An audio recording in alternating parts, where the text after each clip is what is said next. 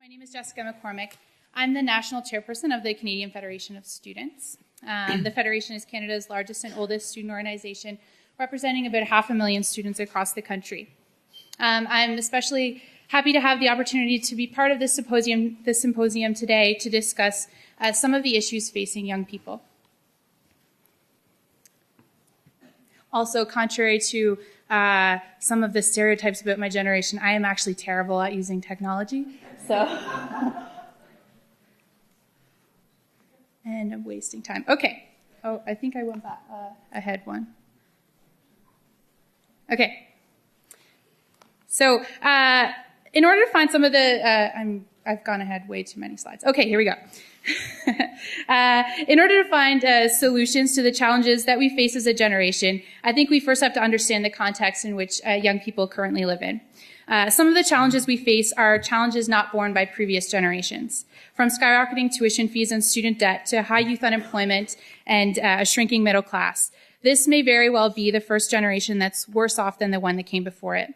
And I know that might sound a bit hyperbolic, but it's the truth. These are issues that are significantly impacting the choices we make in our lives. So today I'd like to frame our discussion by first talking a bit about my generation, how we're seen and how we're treated.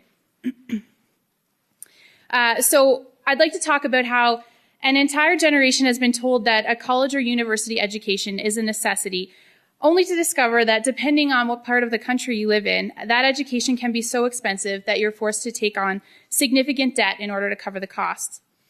I'd also like to talk a bit about the labor market and the difficulty many young people have in getting a foot in the door.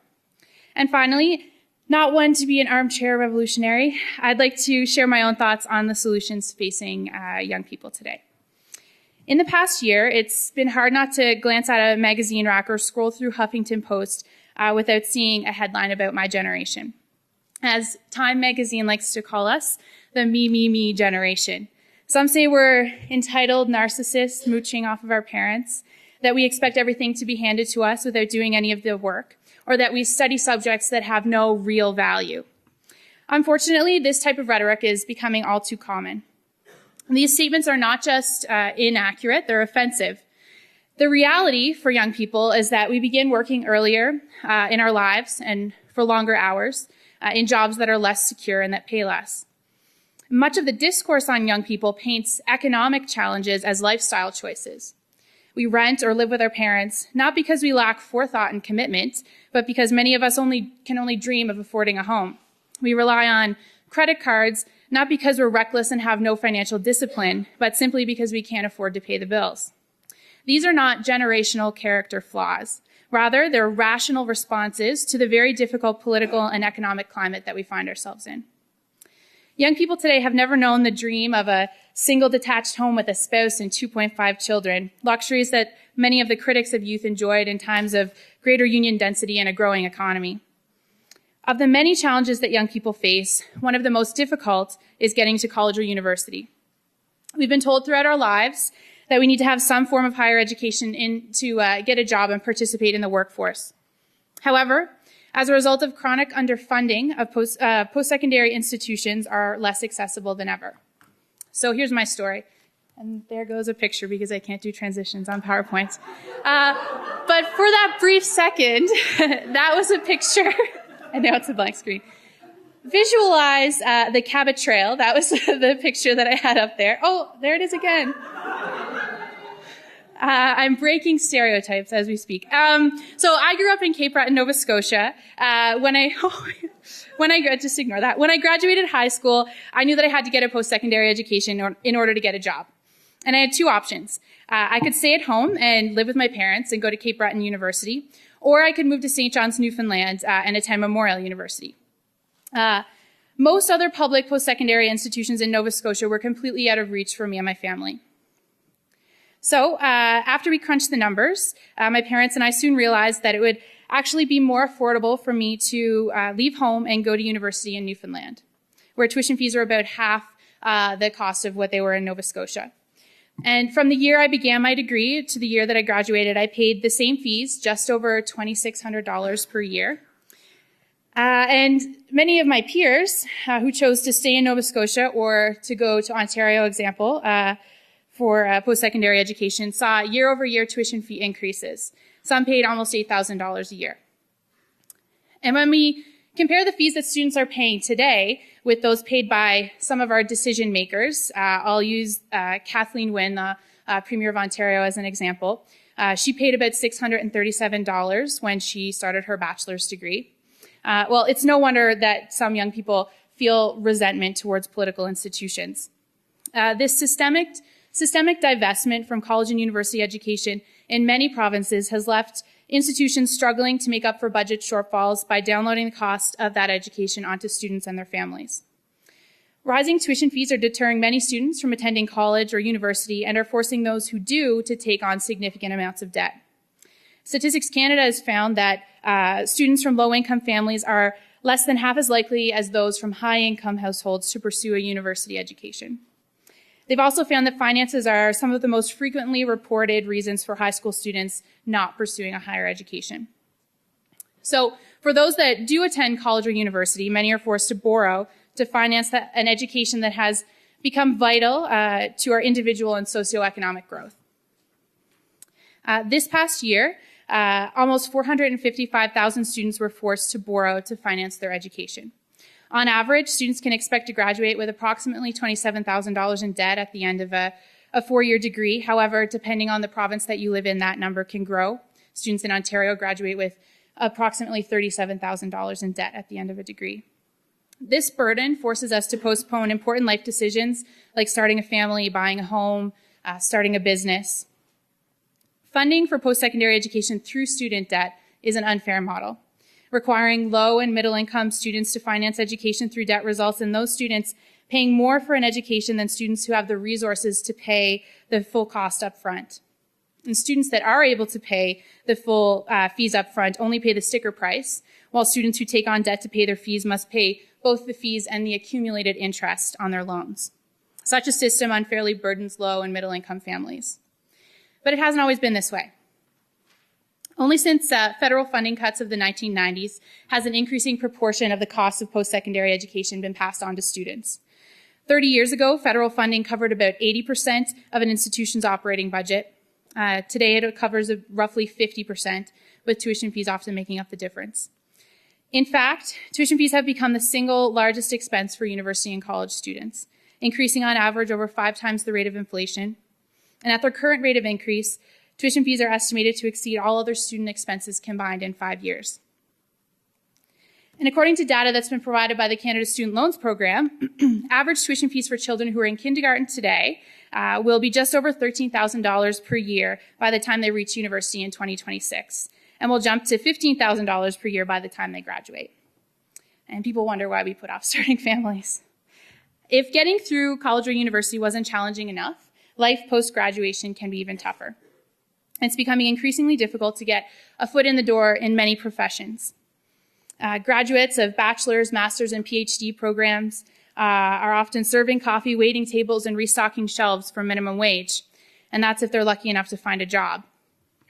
Youth unemployment in Canada is about twice the rate of unemployment as the general population, hovering at around 14%.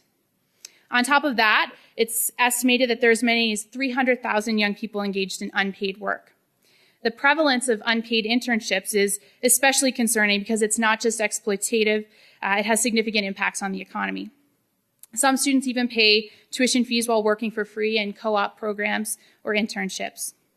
And it makes me wonder, what kind of twilight zone are we living in that young people are asked to pay money to work for free? And whatever happened to the radical notion that you should be adequately compensated for your work? In this intern economy, the ability to work and to participate in the economy turns into a privilege for those that can afford to work for free. Similar to university enrollment, internships are creating a system where the very idea of work is a luxury for the wealthy. What we hear more and more is that students are graduating en masse armed with useless degrees that are incompatible with available job opportunities. Not only is this erroneous assertion guiding public policy decisions, it blames the challenges youth face in finding employment on their personal choices. I believe that the reality is a bit different. What we're witnessing is a conscious political neglect of the very serious structural problem. Canada has no long-term job strategy to connect young people with varied employment opportunities, from trades to social services to private industry. According to Statistics Canada, there are 6.3 unemployed workers for every job vacancy. This number reflects not a skills mismatch, but a lack of job opportunities. And this is where we must focus our efforts. So what do we do about it all? How do we ensure that young people are getting the education and training that they need? How do we meaningfully tackle youth unemployment?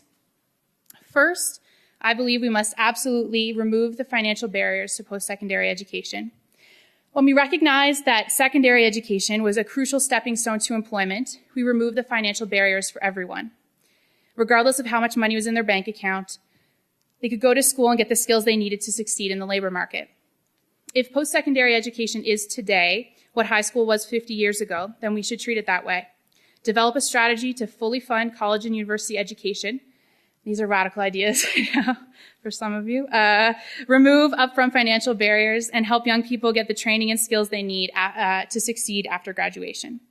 Second, we should develop a real job strategy. If service sector jobs are the new trades, let's make them good jobs worth having with livable wages and security. But on top of all this, we must coordinate our efforts to ensure there are opportunities in a variety of sectors.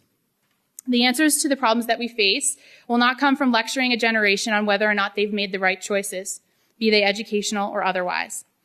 The solution must be to ensure that whatever educational choices we make, a young person can expect to graduate with some assurance that they'll find a decent job. What we're looking for isn't a handout. It's not a free ride or a shortcut.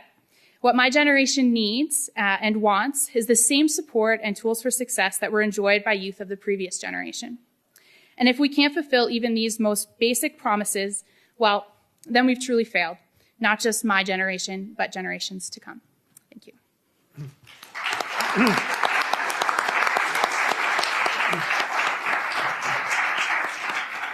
Alors, merci d'avoir respecté le temps. Thank you. And now, Tierry Morel-Laforce. Alors, je vous rappelle aussi une dizaine de minutes à peu près. Oui, c'est ce qui est drôle, en fait, d'une conférence sur l'équité intergénérationnelle, quand les plus jeunes de la conférence ont moins de temps que les plus âgés. Je dis ça comme ça, bon. Donc, hi, my name is Tierry Morel-Laforce. I'm Executive Vice President of the FERC. For those who don't know us, we are 13 associations in Quebec representing 125,000 students. I came here to talk about consequences of tuition hike, one of them being the student debt. I won't go back on what Jessica said before. I'll try to make something complementary. Oh, yeah. So what does the literature says about the consequences and the link between student debt and tuition fees? Well, some experts say that it has an impact. Some say it doesn't. And others says that you can tell. In front of that fact, the FERC decided to ask the student what they thought about it. We did in 2001 a survey asking graduate students how they funded their studies. We repeated the process in 2007. And in 2009, we asked the undergraduate students. We're currently working on another survey that will be distributed during the winter of 2004. The topic we are covering with the survey is mostly everything that touches a student life. So is it rent, food, transportation, parent aid, school supply, childcare for those students who are parents, what kind of a job they have, what are their salary, how many hours they work a week. We wanted to know everything that touches a student life. The answers were quite interesting. First off, we categorized 7 student expenses. These expenses showed us that tuition fee weren't the main expenses of students. Actually, rent, which includes the furniture, electricity, internet, all of it, and food was the most expensive thing students will put their money on.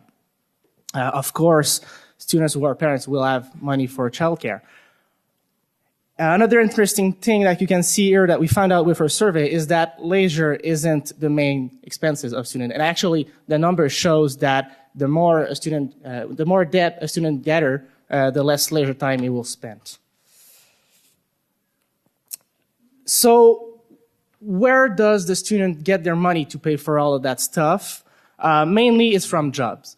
81% of students, and I'm talking about Quebec, obviously, 81% of students in Quebec work an average of 18 to 19 hours a week. It represents 55% of their financement. The other important thing for their financement is obviously the financial aid and loan program, and family and friends, which mainly parents. The thing is, 40% of students don't get aid from their parents, even if in Quebec they are technically obligated to do so.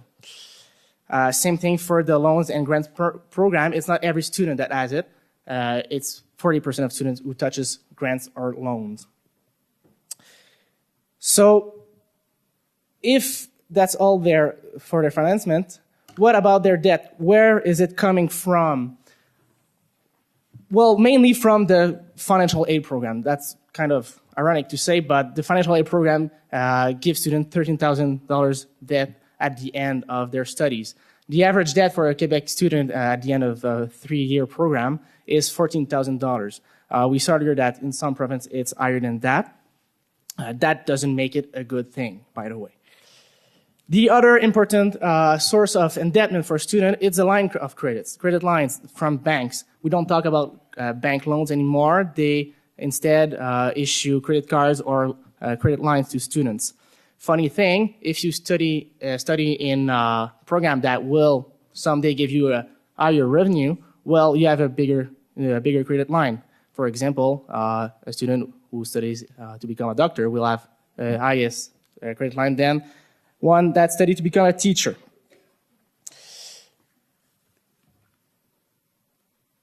So what did we found for conclusion with our survey? Some of the things were aboard by Jessica, like the delaying starting a business, delaying the founding of a family, or buying a house.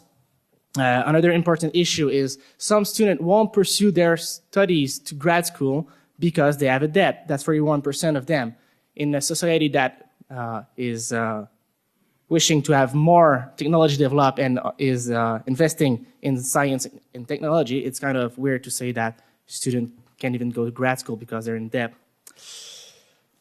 One other thing our survey permit us to conclude is that students will work to gather less debt. Like I said before, an average student will work 18 to 19 hours a week. Something that the expert agrees on is that over 15 hours a week, it will have an impact on your studies. So it can be grades that are less good, or even delaying your graduation. So what can government do about it? Well, there's two things a government can do. There's two things the government have a control on: financial aid program and tuition fees. The first one will mainly be grants or loans. In Quebec, if your parents make less than $35,000, you get grants.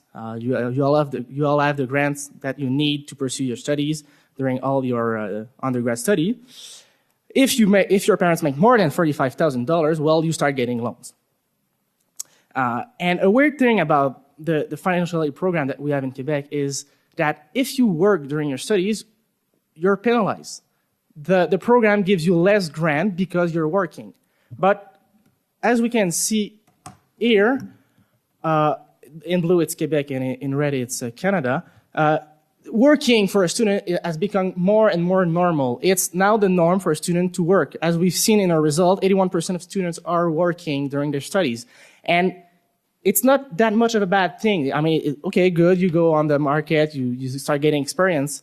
The problem is, maybe the experience you're getting is not even related to your field of study. And the other problem is, like I said before, you're delaying the moment you'll get your diploma. It will affect your grades. So one of the major things the government have a control on is financial aid program. But the problem is the program doesn't fit reality. So before saying that, okay, the program will cover any tuition fees, well, maybe it should fit student reality. So what's the other thing government have control on? Obviously, tuition fees.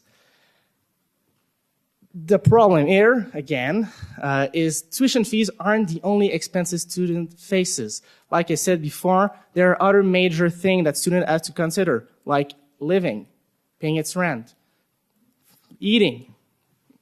I mean, it's some basic needs here. So students have to accumulate debt to pay their tuition fees. To cover that, they work. They don't want to get in debt. They want to have all they want all the air they can breathe. So they work to cover those debt. But by working, they get less grant from the financial aid program. So they extend their studies. And it has an impact on their grades. So before they actually hit the job market, in Quebec, they'll have a $14,000 debt, and they have to pay for it and postpone life project. Like I said before, family, business, home, life. So what can the government do about it? Well, at the FERC, our solution is quite simple: maintain affordable tuition fees. What is affordable? We can have a debate just on that, for sure. But it should fit reality. When we consider that students are having major issue just living, the government needs to have a good control on the two main things that he has an impact on: tuition fees and grant program. So that's about it. Like I said before, we're conducting the same study in this winter in 2014, so we'll be able to compare the numbers we had in 2009 with those that we'll have this winter. Thank you.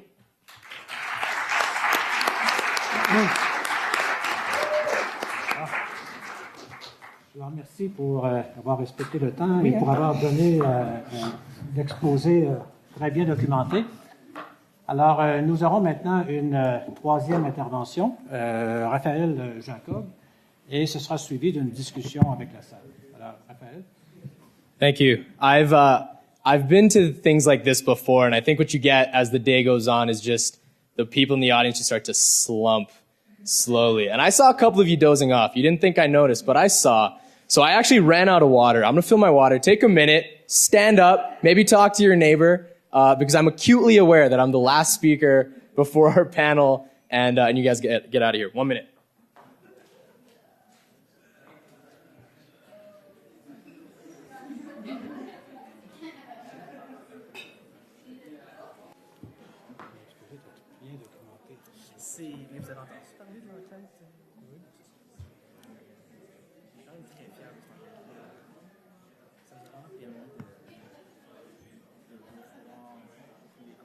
Can we pause my time? Is that a possibility? Is this eating into that?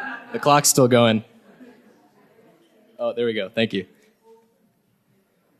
Okay, maybe we will get started. That was a quick minute. I know. I apologize. But number one, thank you so much for having me. I'm so appreciative to be up here, speaking on behalf of my students with two other passionate student leaders as well. My name is Raphael. I'm from the University of Calgary Students Union. Just an hour away from here. I wanted to do a different thing with this presentation. So just before I get into it, to explain what's going to happen, I have a couple slides. I decided to only use pictures. So there's about 7 pictures, and this counts towards one of them up there right now, by the way. So savor it. Because I do a lot of these presentations. I think it's easy to just throw text up there and people just kind of zone out and don't pay attention. So if you want to know what I'm talking about, you're going to have to listen to my voice, and I apologize for that. Fantastic. I like this picture. So why are we here, I guess, is the question. Not in a existential sense, I suppose, but why are we here talking about student movements? And I think if I can hazard a guess, and as we've kind of talked about earlier today, I think it's because of what we saw in Quebec. We saw students start a national, if not an international conversation on tuition, of the role of students in post-secondary education. And I think they did that very successfully with clear stated goals. They set out and they took action. And in the context of what they wanted, in the context of Quebec, I think it was incredibly successful. And before I continue and get to my thesis statement of what I'm here to talk about today, I think it's important to know a little bit more about me. So right now I'm the president of the Students' Union, but last year I was one of the vice presidents. I was the vice president external, my second year as an elected student leader on council. And the vice president external really interacts with government, all three levels of government, on behalf of the 26,000 undergraduate students at the University of Calgary. I was also chair of the Council of Alberta University Students. That's a provincial group that represents every undergraduate student at the universities of Alberta, Calgary, and Lethbridge. 70,000 undergraduate students in this province. And most notably, even before the big event that I'm going to be talking about, we got a lot of comparisons when the Quebec movement was really happening. We were flying to Ottawa once, and the couple next to me asked me if I was coming to Ottawa to riot or to protest. And I said, no, of course not. But we were already getting those comparisons of these are what these student leaders are doing. What are you doing? And it was in March, for those of you who know, when I was, again, VP External, chair of our group, the day before the provincial budget came down, that I got a call, myself and the other two chairs of provincial student groups in the province, one representing graduate students, the others the colleges and technical institutes. The three of us got a call from the minister, and he said, I can't go into any specifics. There's no numbers. It's still embargoed before the budget is announced. But there is a cut coming. And we'd known this for quite some time, that there was a cut to our base budget coming. And I think in our wildest dreams, we thought maybe it'd be a 2% cut.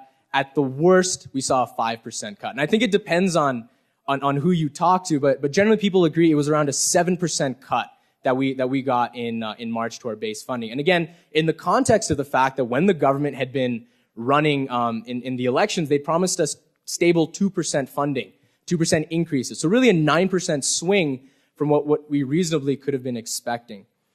And there was a lot of pressure on us, from other political parties, which I'll talk about a little later, from faculty. They wanted us to behave and act a certain way. And what I'm here to prove to you today is, I forgot to skip a slide. What I'm here to talk about today is that ultimately the unions that I represent, the students that I represent, we didn't take any sort of major public action. There was a lot of pressure on us to do so, especially in light of what had happened in Quebec. We worked a lot behind the scenes. We were scrambling. We had a lot of meetings, but there was no letter writing campaign, not officially at least. There was no massive protest that we organized. And I'm here to say, 2/3 of a year later, I think we made the right decision overall for a couple reasons, and that's what I'm going to go into today. So number one, the reason that I think we were right. It's important to keep the context of Alberta in mind. So what we've seen, and we just know this, but I believe most notably the Globe and Mail did a quick survey of several thousand students, and they said, there's an important issue to you. How likely are you to go out there and take public action, with protesting being one type of public action?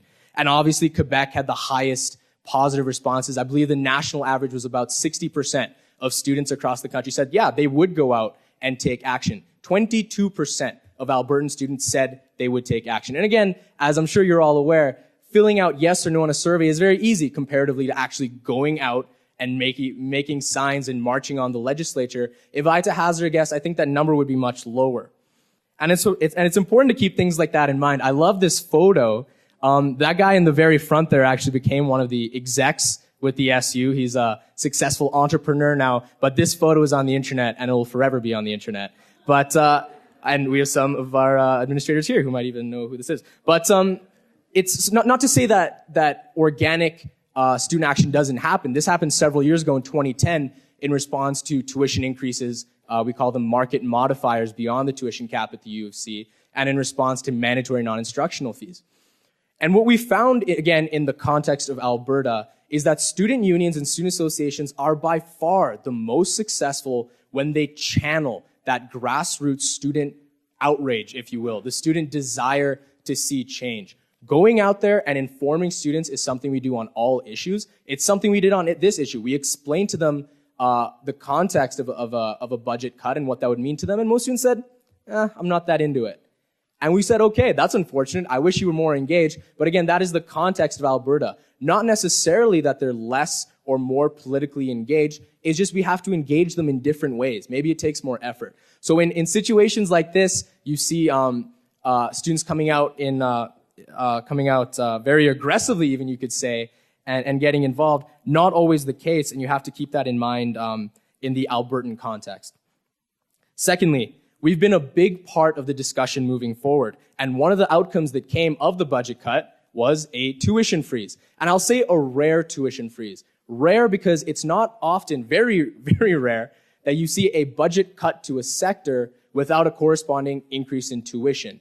And I think the fact that we were able to get a one-year tuition freeze, and now we're back to the tuition cap, I think it was ultimately good for our students. I think we were able to go out there to meet with the government and say, this unfortunate thing happened. How can we make sure that the student experience is not overly negatively impacted? And I don't think it has been in the context of the cuts. I'll say specifically at the U of C, but at the 3 schools that I represent at least, it's not been terrible for students. Again, wish the cuts hadn't happened, but we worked constructively with the government to move forward. And I think that showed a certain understanding of the situation. Again, the government, there was a bitumen bubble, for those of you who don't know what that means, but basically they didn't have as much money as they thought they were going to have. And what they said to us time and time again is we can't cut things like healthcare or secondary or just education. It had to be post-secondary education. We said that's unfortunate.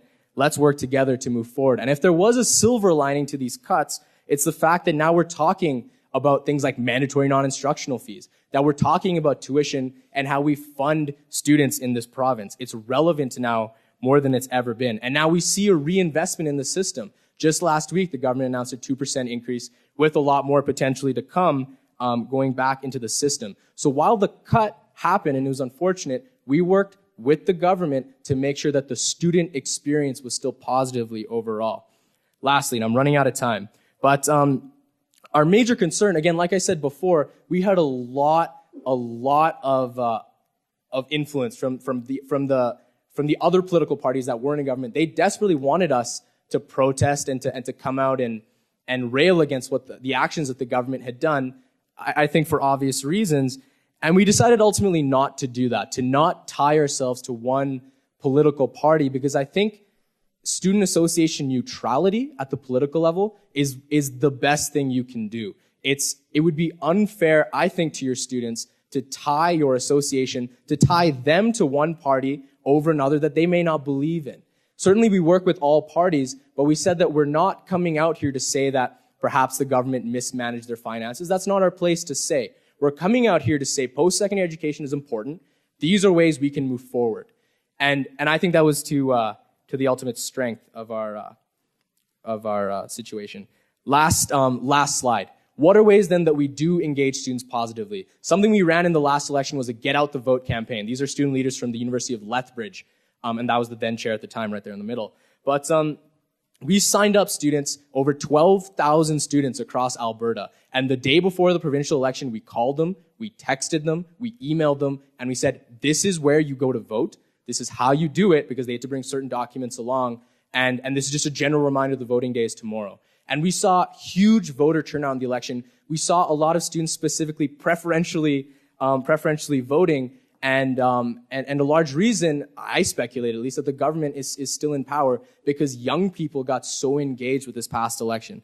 So there are certainly ways that we do engage students, but going back to my, we said that's unfortunate why on this issue, we didn't take public action. Number one, it wasn't a super sexy issue for students. They weren't really that into it. And we've learned that without that grassroots outrage, if you will, here again in the context of Alberta, typically we're not successful. So we went out and we educated students for sure. Secondly, we decided we were protecting our students better by working with the government, by finding real alternatives and solutions. And I think that's been really clear. And finally, we maintained our nonpartisan stance, which further protects our constituents. So that's my point. Thank you everyone for having me. Looking forward to the questions.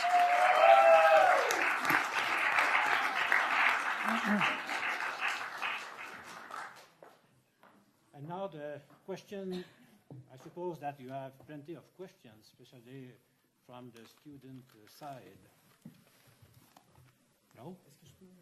Oh, yes, excuse me, I announced that you will react. Okay, so go ahead, Thierry. Is it working? Oui, vas-y, on l'a lu. So just to come back on a little few things that Raphael said, the student movement in 2012 was, historical, for sure. But it didn't start in 2012. It started back in 2010. So the grassroots phenomena you're talking about, you have to build it. And on some issues you can do it, and on some other issues you can't do it. And that's something, it's a lesson for everybody, and not just the student movement or the left. It's for everybody, and Raphael said it, you have to fix yourself a clear goal. By starting with a clear goal, after that you know what means you're going to put in place and at what time. And in our letter you did the right thing, you started by talking to the politicians. You told them what you wanted. That's the first thing you have to do, and we did it back in 2010. We told them, no, we won't accept a tuition hike. They didn't listen, so we had to go one step further. If they would have listened, well, we would never have lived the 2012 spring that we lived. So it's all about building a momentum, but the first step is fix yourself a clear goal, and that's in every life situation. Fix a clear goal and what means you're going to put to obtain your goal. Do you want to react? No, I agree with everything you said. Okay. And Jessica? Yes, I agree with my colleagues on the panel. I truly believe that as a student representative, and I'm sure others would agree, you have to meet your members where they're at.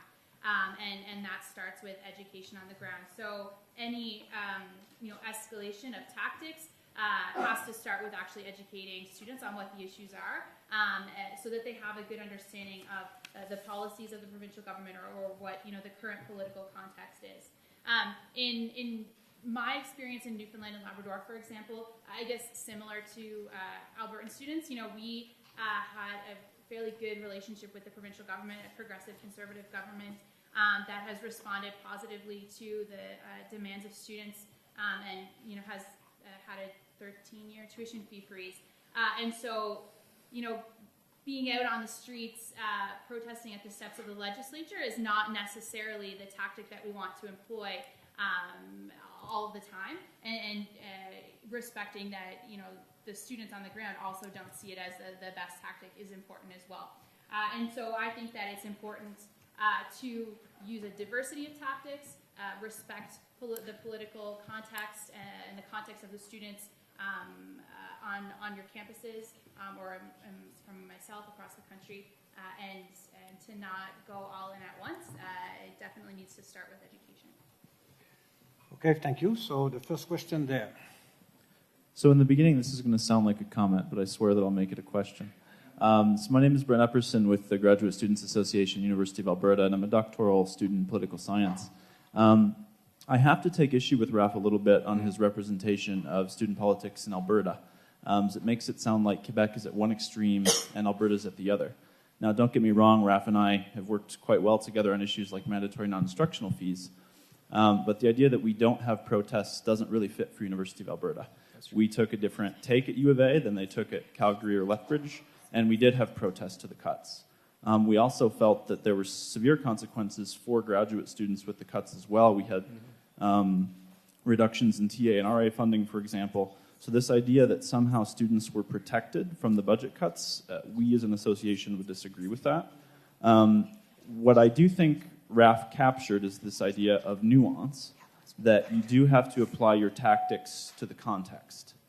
And what I was warned when I started my career in student politics in Alberta, we don't do protests here. If you do that, the government will stop talking to you. And that is part of the culture, that idea that you can't be too critical in Alberta. It's something I have been admonished about multiple times for being too critical.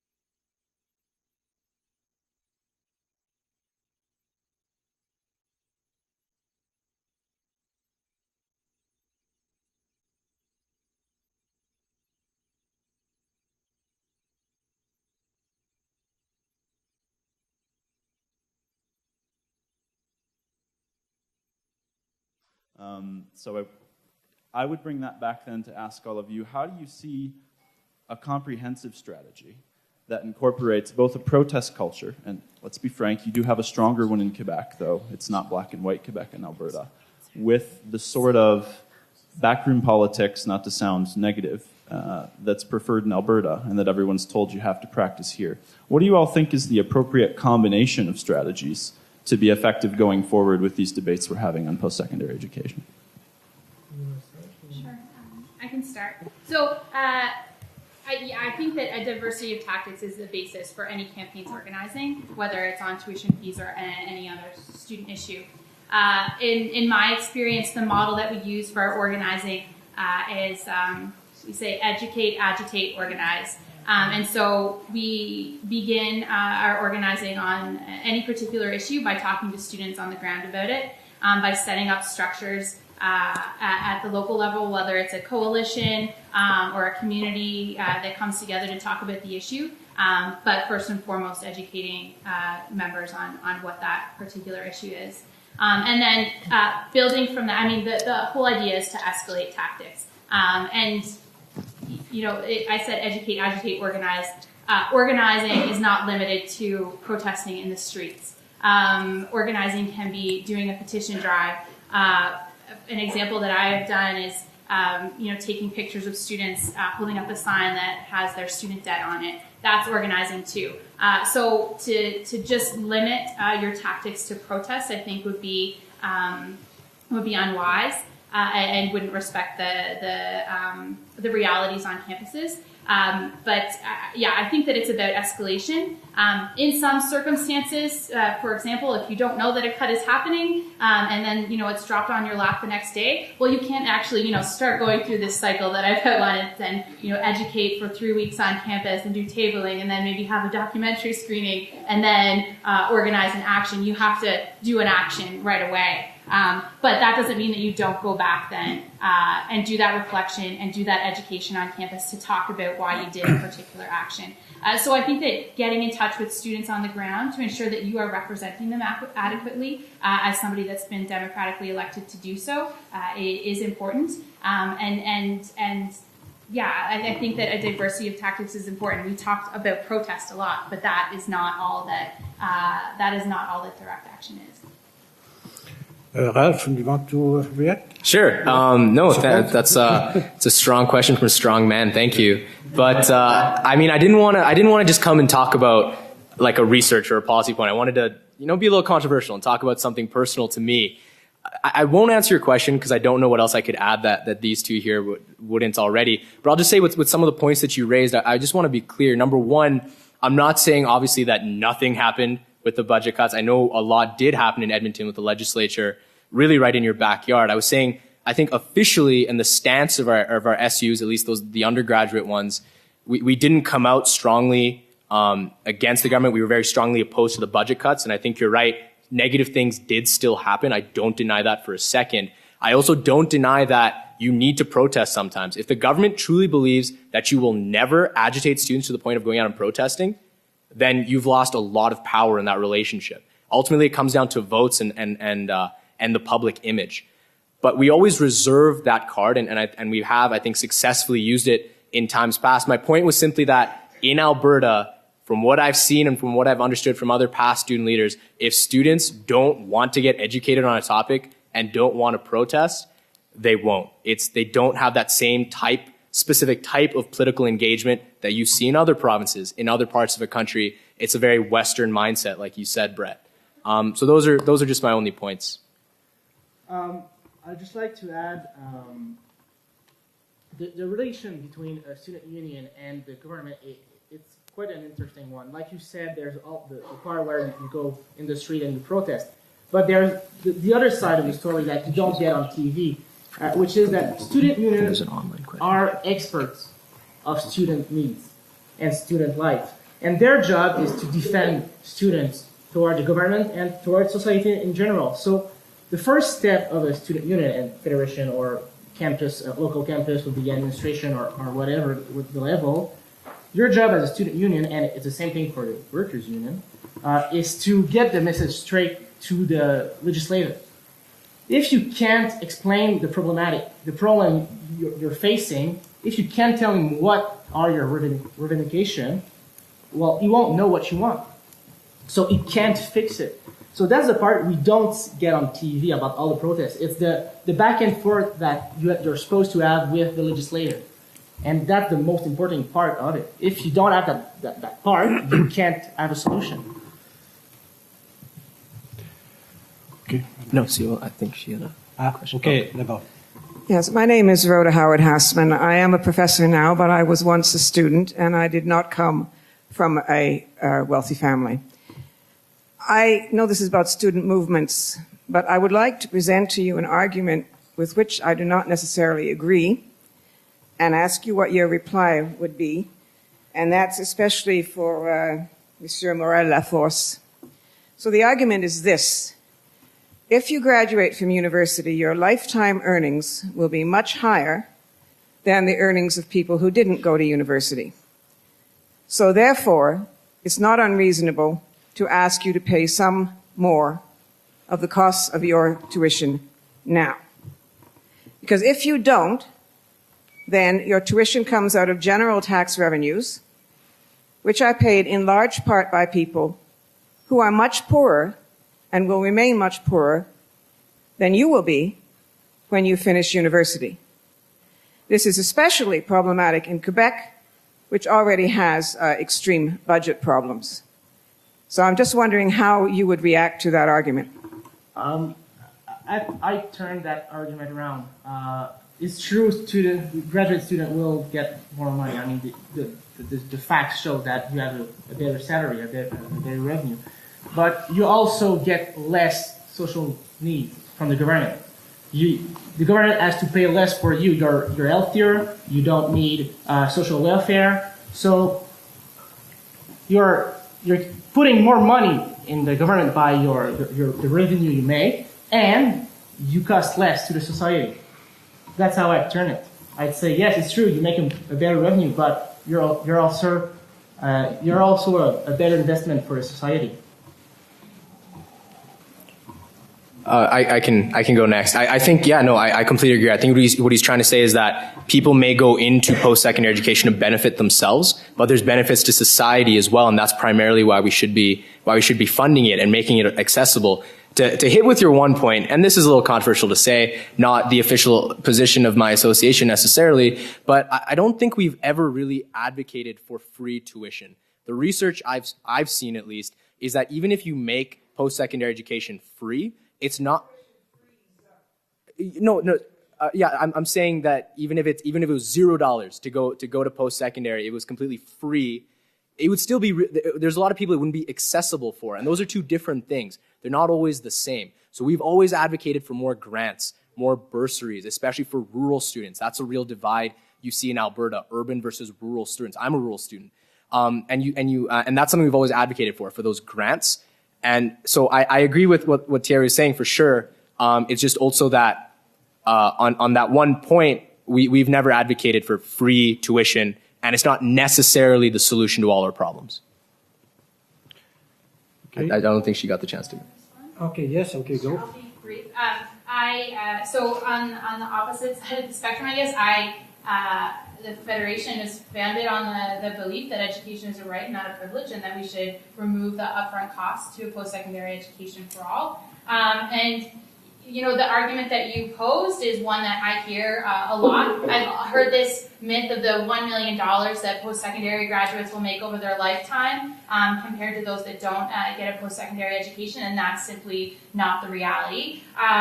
So I think that the shortest answer is the one that you got from Terry, that when people have access to post-secondary education, when they're able to get a diploma or a degree, they are less reliant on our social safety net. But moreover, you know, I think that, and we should not get into a debate on taxes right now because that would be a whole other panel. But I think that there's kind of a real, people are afraid to talk about taxes and the best way to use our tax system. And public post-secondary education means the public investing in that system so that a cohort of students can get through, not graduate with significant financial barriers, get a job and then contribute to that system that brought them up themselves. That would be my answer. Oui, Madame? Thanks very much. Great presentations, great answers. Very relevant talk. My question is actually for Raphael. So I'm a doctoral and medical student at the University of Calgary. Oh, can't hear? No?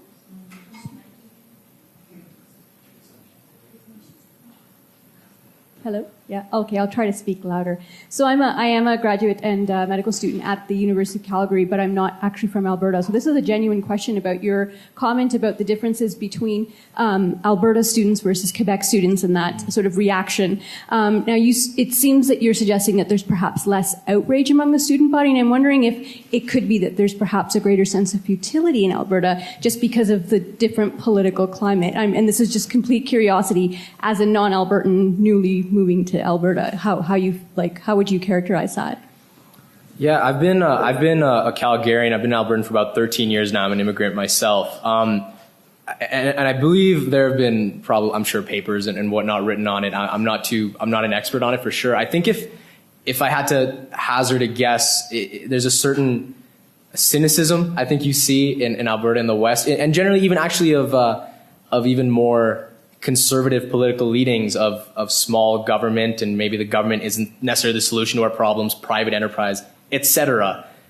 And maybe it's for those reasons. You look back at Canadian history, there is that East-West divide. Government federally is located in the East.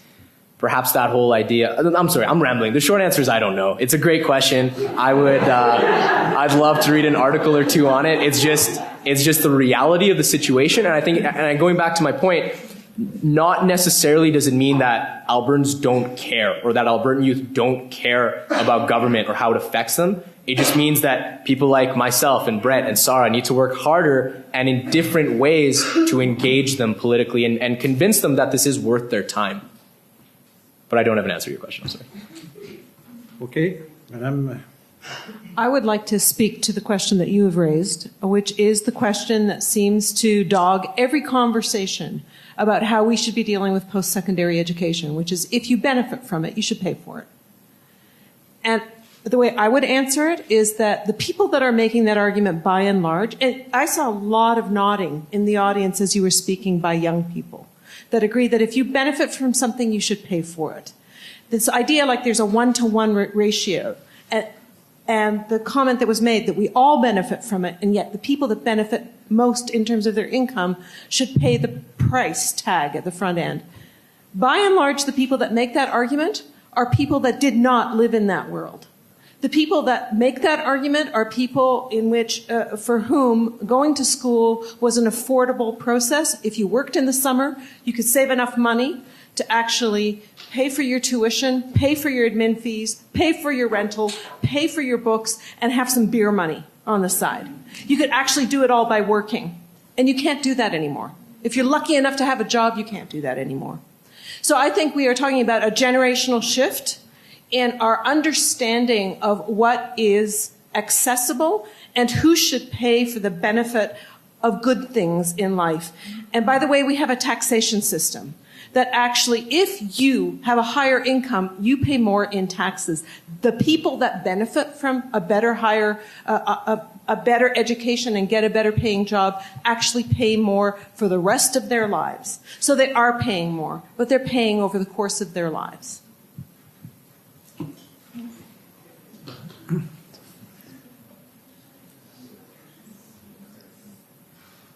Yes, we have time for two or three more questions. I'm sorry, there's a lady behind you. Yes?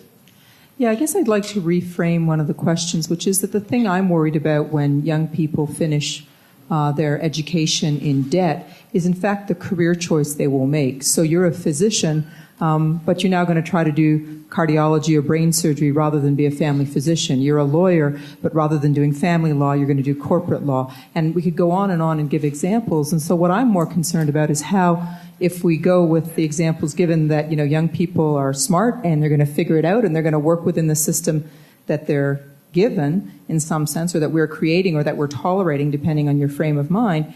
The reality is people have to make smart choices as to how to get rid of that debt once they've graduated. And I'm quite worried about how, in fact, then we're going to be skewing the kinds of choices that seem reasonable to people who are finishing their education in debt. So I guess I'd like you to comment as to whether or not that's a concern that you share, and if so, what's the perspective that you bring to that? I'll go first. I think that you're right.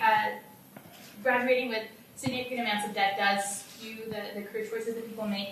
Less likely to work in rural areas and be a family doctor, pursue a career in legal aid, for example, instead of corporate law, and it's a problem. The sort of good thing, I guess, is that the federal government recognized, at least for doctors and nurses, that it was becoming a problem, and implemented a program of debt forgiveness for doctors and nurses who choose to work in rural areas. So their debt will be eliminated.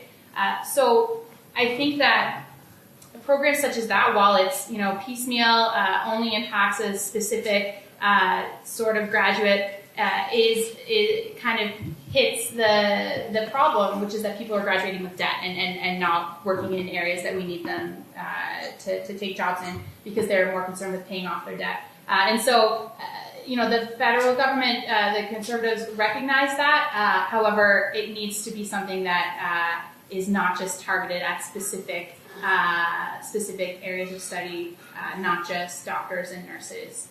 Because it's a growing concern. It's a concern for our federation, and that's why we've been asking the federal government to develop some sort of debt strategy to address rising student debt. And that while some of these programs are good, we need a more overarching strategy to address the issue. Okay, so we have time for another question, and that will be. I could add something. It's an argument that we heard in 2012 that students will have to make logical choices. I mean, if they go into university, they have to expect to get a good job to pay their debt. And some people uses that theory to push forward the idea of, I don't know if you'd say it in English, but in French it's modulation des droits de scolarité, maybe modulation or tuition fee differentiation. Differential fees, there you go. So some people use that argument saying that, well, you're going to make more money because you're going to be a lawyer, you're going to be an engineer, a doctor, so you should pay more during your studies. The problem is, if you start doing that, well, students won't go to university to become what they want to become. They're going to go to university to pay their university, which is kind of illogical. So you don't want to fall in the trap of saying that your debt is going to impact your career choice. Ton choix de carrière. Obviously, it's going to, when you have expenses, you want to have the money to pay for them. So, I don't know where I'm going with that now.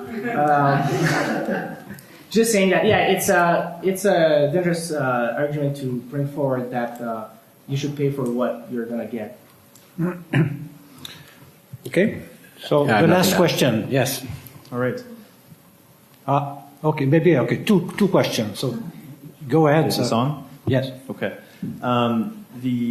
I'd like all of you to speak a little bit to media communication strategies going forward. And I think we have a real problem in Canada with this individualizing responsibility. And some of the other questions have spoken to this already. And I just came back from Conference Board Canada conference where post-secondary education was the topic. Jason Kinney was the keynote speaker.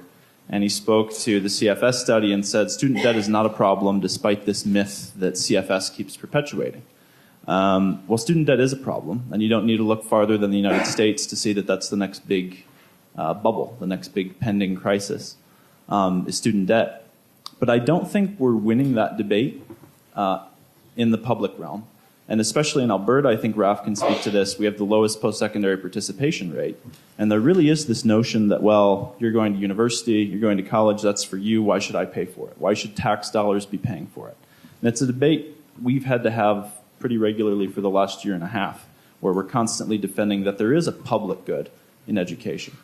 So you look at how the Quebec protests were treated in the English Canadian media. I was one of those few people in Edmonton wearing a little red square supporting the the Quebec protests, but I can tell you that was a minority opinion, even on U of A campus where we have the strongest protest culture. The general perception was, why are those spoiled Quebecers complaining about their low tuition? So what do you do to combat these public perceptions and to get the message out there that there is a public good and that it is worth investing public dollars in these educations, that it's not just an individual good? What media strategies do you have in mind for that? So, I actually think that we have been successful when Jason Kenney name drops us in a speech at the Conference Board of Canada, whether it's good or it's bad.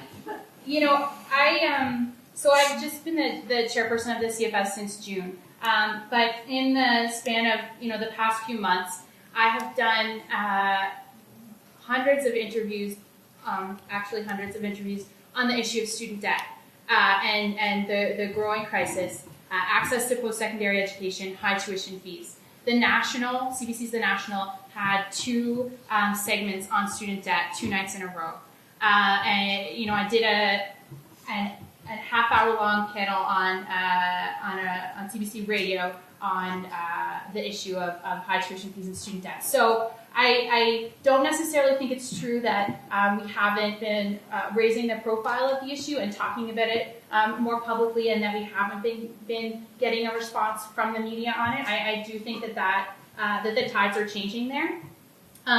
But in terms of showing broad public support for the issues, we do public opinion polling every year. We're in the process of doing it right now. And what we find consistently is that the general public believes that student debt is an issue. The majority of Canadians that we poll think that reducing tuition fees is the best way to improve access to post-secondary education. And so I think that showing broad public support for those recommendations is the crux of the work that we do, not just support from our members, because obviously students, by and large, are going to get behind these recommendations, but the voters, the people who elect our governments, also agree with our demands. And so I think that is one of many effective ways to get the message out there. But yeah, I think that the media response to these issues is changing, and I think I would a lot of that has to do with the actions in Quebec. Yeah. Getting the attention of media is quite hard nowadays. Every day they need a new main title. If it's not every hour for those channels who show you information at the minute it goes out. So yeah, it's a main issue for student association, federation, because you have to get the attention of those journalists. You have to get the attention of the editor-in-chief, the chief editor. And when you're not on strike every day, you can't do that. I mean, okay, with the 2012 strike, we managed to be on TV every day, yeah, but that's a once-in-a-lifetime occasion. Obviously, since then, journalists have been calling us more often because we have become an expert on the question, but we have become something that the public can refer to. And that's, I guess that's the main thing you want to do in the media, is get the public attention. So as soon as you're in the public mind, it's way easier for you to get on screen. But no, it's not an easy task. It's hard. I think the last little bit of that sentence that you're missing is that people were saying, why are these Quebecers, angry about their low tuition that us Albertans are paying for anyway? That was the element to that, and that's the mindset. Whether that's not how they work anyway. But I really like and I know you would have seen this, what our faculty associations did provincially. They ran a campaign, and it's basically the image is it's a bunch of Jenga blocks, and the bottom and their healthcare and whatnot, their various names on the tiles, and the bottom two tiles are post-secondary education, implying that again it's all built on education and the work that our researchers and our professors and our students have done. I thought that was a really good campaign, quick to the heart of it, makes it relevant to them. I think specifically in the context of Alberta, one of the major reasons probably why we have such low post-secondary participation is we have something like the oil sands that people can go in and make a lot of money in without necessarily university education. And I think it's important, again, tying it back to a lot of those things are only possible because of the work, because of the research that goes on in our universities. And it ties back to the prosperity of our province and of our nation as well. That's my short answer. Can I just quickly add one final point, because I would be remiss if I didn't say this, that Jason Kenney is wrong. Student debt is increasing. The idea that he would get up in front of a room of post-secondary, people from the post-secondary sector and say that is deeply troubling to me. I think students in the room can speak to the fact that in most provinces tuition fees are increasing, but more importantly, the Canada Student Loans Program tracks student debt and only measures it based on the people that they use an average that includes all post-secondary students. Our average debt measures students who are graduating with debt. And so those numbers are skewed. And I just want to correct the record on that before we move on. Okay, so we have the last question there. Just a comment. I serve on the executive of the Canadian Association of University Teachers. We voted unanimously to meet the legal bills of the student leaders of Le Carré Rouge. When the state turned on the student leaders, we were going to stand with them. It was not going to be an act of charity, but an act of solidarity, to bring up that distinction again. Canada is an extremely rich country. It is not a generous country. It is particularly ungenerous to its young people and to its Aboriginal people.